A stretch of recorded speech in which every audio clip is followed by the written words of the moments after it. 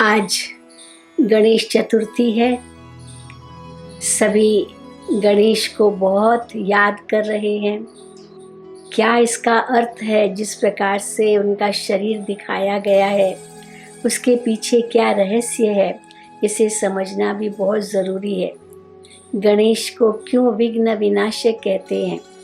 तो उसके शरीर की जो बनावट है, वास्तव में वही जो अर्थ बताते हैं कि विघ्नों को कैसे विनाश किया गणेश ने।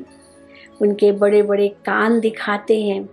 ये बड़े बड़े कान दिखाना माना ये सहन शक्ति की निशानी है। हमें भी अपने जीवन में सहन शक्ति धारण करनी है। अगर विघ्नों को ख़त्म करना है तो सहन तो करना ही पड़ेगा। चारों ओर परिस्थितियां तो विकराल है ही, परंतु हमारे अंदर अगर सहन शक्ति होगी तो सहज हम विघ्नों को पार कर लेंगे। तो गणेश के बड़े बड़े कान ये सहन शक्ति की निशानी है। कैसे कितनी भी बातें वो सुनता है और अंदर जाएगी, लेकिन दूसरे कान से निकल जाएगी। बड़े कान माना सहन करना, सब कुछ सहन करना।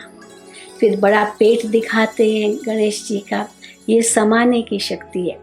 अंदर समाओ। चलो किसी ने कुछ भी कह दिया, अंदर समाओ।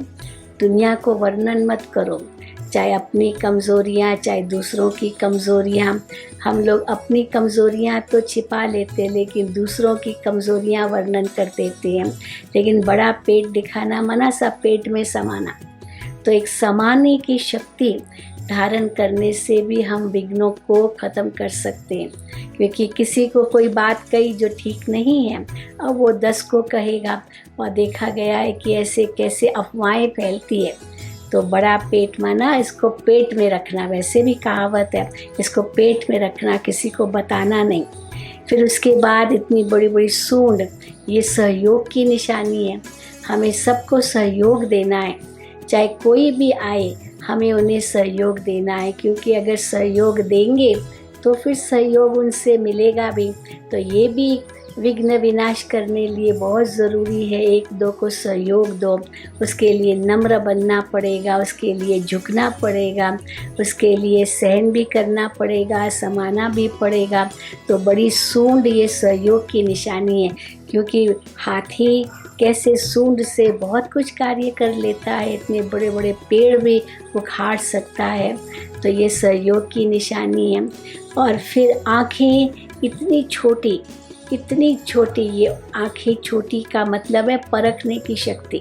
जब हमको कोई चीज़ एक बहुत महीनता से देखनी होती है तो आँखों को बहुत छोटा कर देते हैं, तो वो चीज़ हमें सहज दिखाई देती है। हमारी वो नेत्र की शक्ति बढ़ जाती है। तो ये परखने की शक्ति है। परख करके फिर निर्णय देना।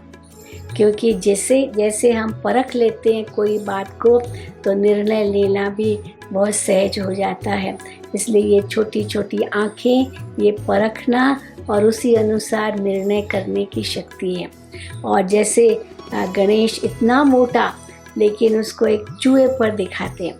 तो चूहा कितना छोटा सा जानवर, लेकिन वो इतने बड़े गणेश जी का वाहन है।